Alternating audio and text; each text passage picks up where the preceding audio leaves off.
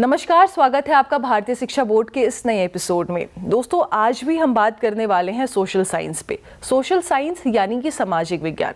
इस पे बात करना इसलिए इतना ज़्यादा ज़रूरी है क्योंकि बच्चे अपने रूट्स को भूलते जा रहे हैं, जिस वजह से जो आने वाले समय में उनको एक रिस्पॉन्सिबल सिटीजन बनना है इंडिया का, वो नहीं बन पाएंगे क्योंकि सिर्फ आज के डेट में बच्चे चैप्टर्स को रट रहे हैं। इसे कैसे इंटरेस्टिंग बनाया जाए, किस तरीके से इसे तैयार किया जाए, किस तरीके से बच्चों और बुक्स के बीच के गैप को आइडेंटिफाई किया जाए, इस पे आज हम बात करने वाले हैं। और आज हमारे साथ है chief education officer social science भारतीय शिक्षा बोर्ड के गौरव बंसल जी, जिनसे हम इस सब्जेक्ट पे बात करने जा रहे हैं। सर, स्वागत है आपका आज के इस एपिसोड में। और सबसे पहले तो ये आप बताइए कि आपने भारतीय शिक्षा बोर्ड के चीफ एजुकेशन ऑफिसर के पद को, जो सोशल साइंस का ये पद आपको मिला है, ये आपने क्यों चुना और आपको क्या लगा कि इसकी ज़रूरत किस तरीके से है? जी, तो मैं विगत 16-17 वर्षों से रिसर्च, पब्लिकेशन, एजुकेशन की फील्ड में ही हूँ और यहाँ पर मैंने पहले एक रिव्यूअर के रूप में ज्वाइन किया। मुझे इनवाइट किया गया कि जो कार्य हो रहा है आप एक बार देखिए, चैप्टर्स को पढ़िए, अपने कमेंट्स दीजिए। एज ए एजुकेटर आप क्या फील करते हैं, एज ए टीचर अगर आपको यही करिकुलम पढ़ाना, आपको कहाँ गैप्स लगते हैं, प्रेजेंट एनसीईआरटी में कहाँ आपको फ्रस्ट्रेशन रहता था कि ये भी रहता तो अच्छा रहता। तो जब मैं यहाँ जुड़ा और मैंने देखा किस प्रकार का कार्य हो रहा है और पाया कि काफ़ी हद तक मेरे स्वयं के हृदय के बहुत करीब है और एक टीचर के तौर पर मुझे हमेशा लगता रहा कि कहाँ कहाँ मैं अगर रहता तो इस प्रकार से कार्य करता या करवाता, तो ये काफ़ी अलाइन हो रहा था मेरे साथ। तो मैंने यह बात की सर से कि sir, I would like to work full time. So then I was allocated this project. Okay. जो कन्वेंशनल टेक्स्ट बुक्स होते हैं और जो टीचिंग मेथड्स होती हैं, वो भारतीय शिक्षा बोर्ड सोशल साइंस के लिए स्पेशली किस तरीके से डिज़ाइन कर रहा है? देखिए, अगर मैं एक शब्द में इसका उत्तर देना चाहूँ तो उत्तर होगा इंटीग्रेटेड लर्निंग। हमारा प्रयास है कि टेक्स्ट बुक्स को पढ़ के या पूरे कोर्स फ्रेमवर्क से निकलने के बाद जब स्टूडेंट एग्ज़ाम देता है, सारे प्रोसेस के बाद एक स्टूडेंट के जीवन में बदलाव आए, जो उसने सीखा उसके व्यक्तित्व में जुड़ जाए, इंटीग्रेट हो जाए। इसी कारण मैंने इंटीग्रेटेड लर्निंग कहा। तो ये हमारे जीवन को दिशा दे, जीने के तरीके को बदले, हम किस प्रकार किसी प्रॉब्लम को परसीव करें या संसार को किस रूप में देखें, इसमें एक सकारात्मक योगदान भी दे। अब सामान्य रूप से एक व्यक्ति या एक छात्र किसी दूसरे छात्र से, किसी दूसरे स्कूल के बच्चे से मिलता है या छात्र से मिलता है, तो वो देखता है वो छात्र बहुत सफल है, तो वहाँ पे एक सामान्य रिस्पॉन्स होगा कि वो उसे बधाई दे। दूसरा रिस्पॉन्स हो सकता है उसे लगे कि सफल व्यक्तियों के साथ रहना चाहिए, वो नेटवर्क बनाए, उससे कुछ टिप्स मांगे। किंतु इससे एक स्तर और आगे जाया जा सकता है। वो यह समझने का प्रयास करे उसके साथ कुछ समय बिताकर कि इसमें ऐसा क्या गुण है जो सफल बनाता है, क्या वह गुण मैं अपने स्वयं के व्यक्तित्व में उतार सकता हूँ।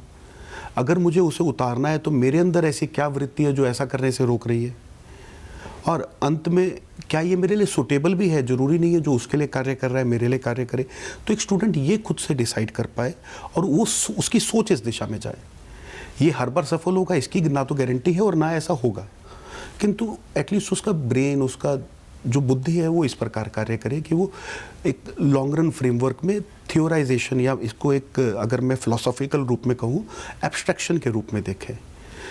इसका एक बहुत अच्छा उदाहरण है, भगवान बुद्ध ने जब वृद्ध व्यक्तियों को देखा, रोगियों को देखा, किसी मृतक के परिजनों को देखा, तो उन्होंने देखा कि लोग बहुत दुख में हैं, पीड़ा में हैं। तो एक स्तर था वो उनके लिए भावनात्मक रूप से परेशान होते, व्यथित होते, वो हुए भी। इसके एक स्तर आगे जाके कोई कर्मयोगी व्यक्ति उन सबकी सहायता कर सकता था, किंतु बुद्ध यहाँ नहीं रुके, बुद्ध आगे गए। भगवान बुद्ध ने एब्स्ट्रैक्शन किया कि दुख का मूल कारण क्या, और अगर दुख का कोई मूल कारण है तो व्यक्ति उसके साथ ही क्यों बंधा है, ऐसा क्या है जो व्यक्ति को वहीं बांधे हुए है, और अगर इससे बाहर निकलना है तो इसका रास्ता क्या है। वहाँ उन्होंने 4 आर्य सत्य और 8 लॉन्ग नोबल पाथ, फिर उस विषय में बहुत विस्तार में तो नहीं जाऊँगा क्योंकि ये बहुत वेल नोन है। तो ये एक इंटीग्रेटेड लर्निंग का एक बहुत बेहतरीन उदाहरण है। हालांकि उन्हें किसी स्कूल या विद्यालय में इस प्रकार नहीं सिखाया गया था, किंतु इस प्रकार से एक छात्र अगर समस्याओं को देख सकता है तो बहुत बेहतरीन रूप होगा। बिल्कुल। टेक्स्ट बुक में चीज़ों को लिख देना और बच्चों को कंसेप्चुअल क्लैरिटी देना, उसमें बहुत डिफरेंस आ जाता है। तो भारतीय शिक्षा बोर्ड किस तरीके से इसमें फोकस कर रहा है कि कंसेप्चुअल क्लैरिटी बच्चों को दे पाए, ताकि वो उसे समझे और आइडियाज़ को जो उसमें दिए गए हैं उसको अप्लाई करे और एप्लीकेबल हो उनके लाइफ में? एप्लीकेशन बेस्ड लर्निंग हमारा एक बहुत बड़ा ऑब्जेक्टिव है। अब एप्लीकेशन बेस्ड लर्निंग का अर्थ केवल ये नहीं होगा कि एक स्टूडेंट ने एक कॉन्सेप्ट को सीख लिया और उसके बेस पे कोई केस स्टडी सॉल्व कर दी या कोई हाइपोथेटिकल सिचुएशन सॉल्व कर दी या सिर्फ एग्जाम में प्रॉब्लम को सॉल्व कर लिया, बल्कि कोई भी ऑनगोइंग एक्टिविटी, कोई भी अनफोल्ड होती हुई घटना को वो देखे तो उसके पास एक पर्सपेक्टिव हो। जैसे मान लीजिए अमेरिका ईरान का युद्ध चल रहा है, तो उस युद्ध में वो देख पाए अपने करिकुलम के फ्रेमवर्क से, अपने एजुकेशनल फ्रेमवर्क से, कि इस समय इस देश ने जो किया वह नीतिगत था या नहीं था, इस प्रकार की स्थिति में अन्य देशों ने पास्ट में क्या किया था। तो ये होगा वास्तविक जीवन में किसी को ज्ञान को अप्लाई करना। जैसे मान लीजिए हमारी टेक्स्ट बुक से मैं एक उदाहरण देता हूँ, राष्ट्रवाद। राष्ट्रवाद एक ऐसा विषय है जिसका आजकल बड़ा क्रिटिसिज्म भी किया जाता है और कहा जाता है कि उग्र राष्ट्रवाद या राष्ट्रवाद एक विपरीत दिशा में जा रहा है, या ये राष्ट्रवादी लोग, ये एक टैबू की तरह बना दिया गया। तो राष्ट्रवाद को हमें ये समझना पड़ेगा कि राष्ट्रवाद में अलग अलग धाराएं हो सकती हैं, उसको एक सामान्यीकरण उसका ना किया जाए, उसको एक सिंगल आइडेंटिटी ना बना दिया जाए। तो हमने बड़ा स्पष्ट रूप से बुक में समझाया है अलग अलग उदाहरणों के साथ कि राष्ट्रवाद के एक तो अनेक रूप हो सकते हैं। एक हो सकता है एथनिक नेशनलिज्म, एक हो सकता है सिविक नेशनलिज्म। तो एथनिक नेशनलिज्म वो नेशनलिज्म है जो यूरोप से आया, जिसमें भाषा के आधार पर या नस्ल सामान्य सेम रेस के आधार पर या फिर एक कल्चर के आधार पर, भाषा के आधार पर, अन्य आधारों पर लोग एक राष्ट्र की मांग रखते थे कि हम सब एक भाषा बोलते हैं तो मैं अलग राष्ट्र हो जाना चाहिए।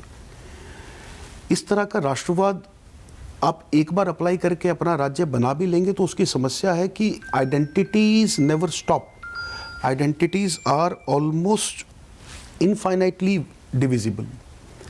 तो पाकिस्तान एक आइडेंटिटी पे मांगा गया, किंतु 20 साल में या 25 साल में पाकिस्तान फिर भाषा के आधार पे टूट गया। अब पाकिस्तान में फिर विघटन की बात हो रही है, 2 प्रांत पाकिस्तान के पूरी तरह से विद्रोह की स्थिति में है। तो ये क्यों हो रहा है? क्योंकि वो आइडेंटिटी बेस्ड नेशनलिज्म है, आपने एक पहचान के आधार पर राष्ट्र को बनाया। सिविक राष्ट्रवाद या सिविक नेशनलिज्म वो क्या होगा? उसमें हम वैल्यूज़ की बात करेंगे कि हमारे बीच में ऐसी क्या मूल्य हैं जो हमें जोड़ते हैं। हम सिर्फ इसलिए साथ नहीं है कि हम एक जैसी भाषा बोल लें या हम एक धर्म को फॉलो करें या हम एक प्रकार का जीवन जीते हैं, एक जैसा भोजन करते हैं।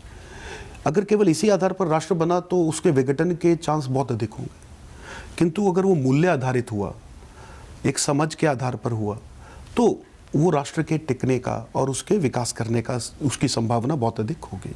तो भारत का एक बहुत मैं कहूँगा कि सौभाग्य रहा कि हमारा एक लंबा स्वतंत्रता संग्राम या आंदोलन चला और उस दौरान बहुत अच्छी लीडरशिप, अनेक समय समय पर नेता आए और उन्होंने भारत कैसा होगा, आज़ादी के बाद का भारत या स्वतंत्रता के बाद का भारत, इसके मूल्यों पर चर्चा की।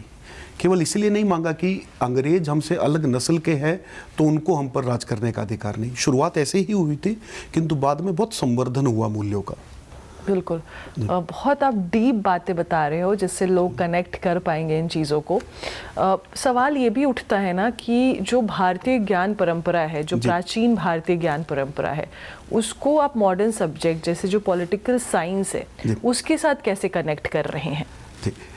देखिए, प्राचीन एक समय पर थी तो वो प्राचीन, देखिए मैं पहले प्राचीन शब्द पे बात करूंगा। हम प्राचीन से कभी कभी ये समझ लेते हैं पुरातन, पुराना, किंतु भारतीय ज्ञान परंपरा सनातन है। सनातन अर्थात वो थी, है और रहेगी। और मैं यहाँ धर्म की बात नहीं कर रहा हूँ, मैं दृष्टिकोण की बात कर रहा हूँ। जैसे मैं एक ऐसा उदाहरण लेता हूँ जो आज हर व्यक्ति के जीवन को प्रभावित कर रहा है, और अभी मैं पॉलिटिकल साइंस की बात नहीं कर रहा हूँ, आर्टिफिशियल इंटेलिजेंस।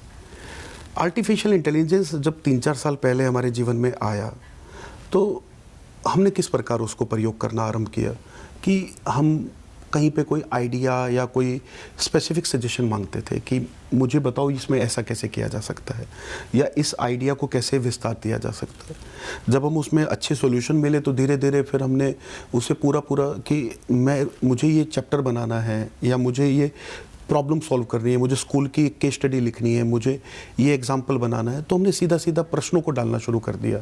और धीरे धीरे जो पिछले 3-4 साल का डेवलपमेंट है या जो विकास है, मैं इसे हालांकि विकास कहना पसंद भी नहीं करूँगा, उसमें हुआ ये कि हमारा अपना बौद्धिक चिंतन घटता गया और आर्टिफिशियल इंटेलिजेंस का, कृत्रिम बुद्धि का योगदान बढ़ता चला गया। आज समस्या ये हो गई है कि एक दिन यदि चैट जीपीटी या किसी बड़े एआई का सर्वर बंद हो जाए, आधे लोगों के लिए कार्य करना मुश्किल हो जाएगा। तो क्या वास्तव में टेक्नोलॉजी ने हमें स्वतंत्रता दी या हमें पराधीन किया? तो भारतीय ज्ञान परंपरा में जो स्वाधीनता का जो कॉन्सेप्ट है वो एआई की प्रॉब्लम का आंसर देता है, जबकि जो पश्चिम का स्वाधीनता का कॉन्सेप्ट है वो इसका उत्तर नहीं देता है। पश्चिम में जब भी बात हुई उन्होंने 2 शब्द का प्रयोग किए, लिबर्टी और फ्रीडम। लिबर्टी अर्थात दूसरे से मुक्ति, मुक्ति भी नहीं, दूसरे से मुझे एक मिनिमम एश्योरेंस मिलना कि मैं ये कार्य करूंगा तो मुझे ना रोका जाए। तो उनका था राइट्स बेस्ड अप्रोच, लिबर्टी कि दूसरा मुझे ना रोके। फिर उन्होंने कहा फ्रीडम कि मैं ये कार्य कर सकूं। किंतु भारत में जब हमने स्वतंत्रता की बात की, हमने स्वाधीनता की बात की और हमने मुक्ति की बात की।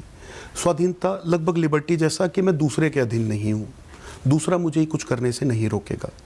ठीक है, ये पहला स्तर पे स्वतंत्रता हुई। दूसरे स्तर पे मुझ में ये क्षमता है कि जो मैं करना चाहता हूँ मैं वास्तव में कर भी सकता हूँ। ये केवल दूसरे के रोकने का प्रश्न नहीं, मेरी क्षमता का भी प्रश्न है।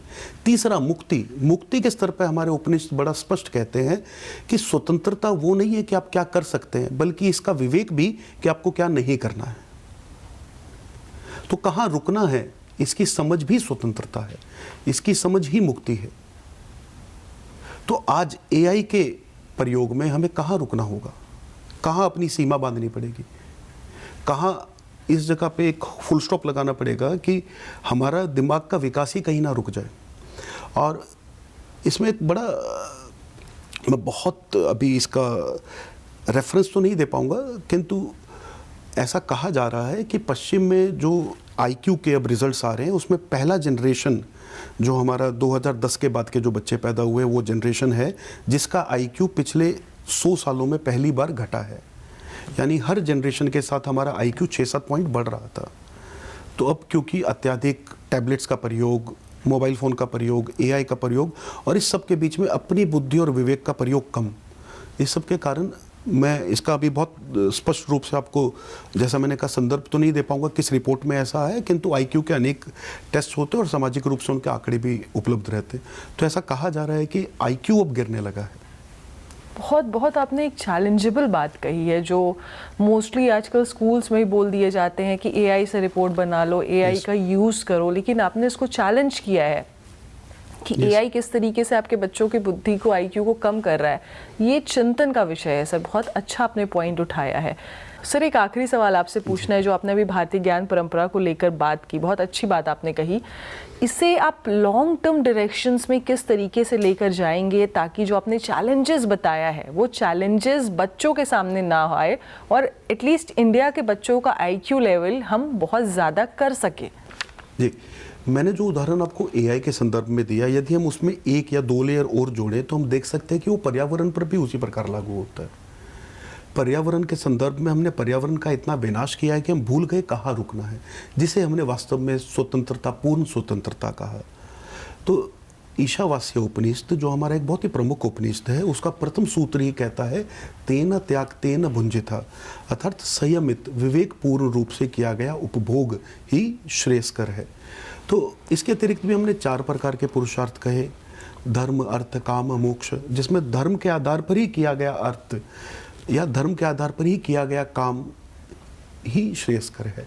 तो हमें एनवायरनमेंट के संदर्भ में या प्रकृति के संदर्भ में रुकना कहाँ था, कितना हमें उसको उपयोग करना था या उपभोग करना था, उस संदर्भ में शायद हम दिशाहीन हो गए, क्योंकि पश्चिमी सभ्यता ने कभी रेस्ट्रेंट पे उस प्रकार से बात नहीं की, और की भी तो उसे प्रमुखता नहीं दी। मैं ये नहीं कहूँगा कि पश्चिम में ऐसे दार्शनिक नहीं हुए या ऐसे विद्वान नहीं हुए, पश्चिम में भी जॉन मुयर और Emerson, Waldo, there have been many thinkers in West also who talk about conservatism right from all time.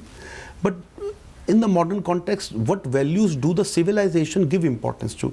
That is more important. So Western civilization as a whole didn't give importance to that idea. और western civilization ने focus किसको किया? Francis bacon जैसे thinkers को। Francis bacon ने कहा कि प्रकृति तो हमारे उपभोग के लिए है, ईश्वर ने बनाया है। और इस संदर्भ में हमारे प्रधानमंत्री जी ने भी एक बहुत अच्छी बात कही थी कि प्रकृति का हम दोहन कर सकते हैं, शोषण नहीं। That's a very good choice of word. दोहन, जिस प्रकार हम घर में गाय को दूहते हैं, तो हम गाय की केयर भी करते हैं, हम उसकी लॉन्ग टर्म प्रोटेक्शन करते हैं और उसका बड़ा ख्याल रखते हैं, साथ ही उससे दूध भी प्राप्त करते हैं। और शोषण होगा कि हम पूरी तरह से उसके विषय में भूल जाएं, केवल दूध के उत्पादन पर ध्यान दें। तो आधुनिक सभ्यता पूरी तरह से शोषण की प्रवृत्ति पर चली गई, ना कि दोहन की। और यही भारतीय संस्कृति दोहन की बात करती है। और इसी प्रकार यदि एक और लाइन में इसमें भारतीय ज्ञान परंपरा के क्षेत्र में जोड़ूं तो हमारा एक शब्द है न्याय। और न्याय का इक्विवेलेंट जब हम पश्चिम में खोजते हैं तो पाते हैं जस्टिस, जबकि दोनों एक नहीं है। इसको हमने अपनी टेक्स्ट बुक में बड़ी प्रमुखता से रखा है। न्याय कहता है सत्य को स्थापित किया जाए, जस्टिस का जो कॉन्सेप्ट है वो कहता है डिस्प्यूट को रिजॉल्व किया जाए। दो पार्टीज अगर आपस में किसी डिस्प्यूट को लेकर आई तो उस डिस्प्यूट को रिजॉल्व कर देना मेरा कार्य है। भारतीय न्याय परंपरा कहती थी कि सत्य स्थापित किया जाए तभी न्याय होगा। केवल एक प्रॉब्लम को सॉल्व कर देना उस समय पर या क्षणिक रूप से वो न्याय को स्थापित नहीं करता। इसका एक बहुत अच्छा उदाहरण हमने कॉन्स्टिट्यूशनल हिस्ट्री में मिलता है। केशवानंदा भारती केस भारतीय जर्नलिज्म में, भारतीय जुडिशरी में, भारतीय कॉन्स्टिट्यूशन में एक माइलस्टोन जस्ट वर्डिक्ट। तो केशवानंदा भारती केस जिस प्रकार जिस प्रारूप में सुप्रीम कोर्ट के सामने आया, अगर वो जस्टिस करते तो केवल उस इमीडिएट प्रॉब्लम को सॉल्व करते कि इंदिरा गांधी जी ने इतने इतने बदलाव कर दिए, इन्हें रिवर्स कर दिया जाए। किंतु उन्होंने न्याय को स्थापित करने का प्रयास किया, जहाँ पे उन्होंने न केवल उन सब बदलावों पे बात की बल्कि भविष्य में दिशा कैसे रखी जाए। उन्होंने एक सत्य को स्थापित कर दिया कि ये अकाट्य है, ये मिनिमम है और इसके आधार पर भारत में आगे बदलाव किए जाएंगे। तो उन्होंने एक मील का पत्थर स्थापित किया। तो ये होगा न्याय का प्रारूप। तो हमने अपनी टेक्स्ट बुक में इसी प्रकार से उदाहरण दिया और ये समझाया है। बिल्कुल। मुझे लगता है सर कि जो आपने एक डीप नॉलेज बताई है किसी भी चीज़ों को लेके, ये जो भी पेरेंट्स देख रहे होंगे बहुत अच्छे से इन चीज़ों को समझ रहे होंगे। और पॉलिटिकल साइंस को अगर अच्छे से समझ लिया जाए तो जो भी चैलेंजेस आने वाले समय में हैं बहुत इजीली उसको दूर किया जा सकता है। थैंक यू सो मच, बहुत अच्छा लगा आपसे इन सारी जानकारी को प्राप्त करके। दोस्तों, अगर आपके बच्चे अभी स्कूल में गए हैं तो ज़रूर से ज़रूर इन बुक्स को पढ़वाइए, क्योंकि आपको भी पता है कि एआई किस तरीके से आपके बच्चों के दिमाग पे बैठ गया है। कुछ भी चीज़ों का सल्यूशन वो सीधे चैट जीपीटी या अलग अलग एआई टूल से पता करते हैं। इससे क्या हो रहा है कि आपके बच्चों का मानसिक विकास हो ही नहीं पा रहा है। तो उन्हें चैलेंजेस दीजिए, चुनौतियाँ दीजिए, जो कि भारतीय शिक्षा बोर्ड के टेक्स्ट बुक में भी दिया गया है। उन्हें खुद से सॉल्व करने दीजिए, उनका रिजल्ट देखिए कि वो क्या सोचते हैं, क्या करते हैं। क्योंकि अगर इस समय यानी कि एआई के ज़माने में अगर आपने बच्चों को सही तरीके से ट्रेन नहीं किया, सही टेक्स्ट बुक से बच्चों को नहीं पढ़ाया, तो आने वाले समय में कभी वो ऐसा मिरेकल नहीं कर पाएंगे या ऐसा कुछ इन्वेंशन नहीं कर पाएंगे जो देश के लिए सही साबित हो। क्योंकि अभी तक जितने इसरो के, आप नासा के देख लीजिए, जो भी वैज्ञानिक हुए हैं या जो पॉलिटिकल वे में अलग अलग चीज़ों को लेके आ रहे हैं, देश के विकास के लिए अलग अलग इकोनॉमिस्ट हैं, वो अपने दिमाग पे काम करते हैं, वो बुक्स के हिसाब से चीज़ों को करते हैं। तो हमें ये ध्यान रखना होगा कि कैसे क्या आगे बढ़ना है। मिलते हैं अगले एपिसोड में कुछ नए सब्जेक्ट के साथ। अगर आपको ये एपिसोड पसंद आ रहा है, अगर भारतीय शिक्षा बोर्ड का ये जो हम मुहिम लेकर आए हैं वो आपको पसंद आ रहा है, तो ज़रूर हमें कमेंट करके बताइए। धन्यवाद।